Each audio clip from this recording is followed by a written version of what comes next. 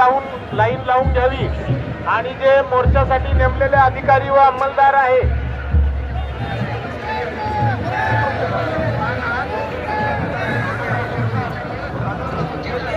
मोर्चाची पुढील बाजू डावी आणि उजवी बाजू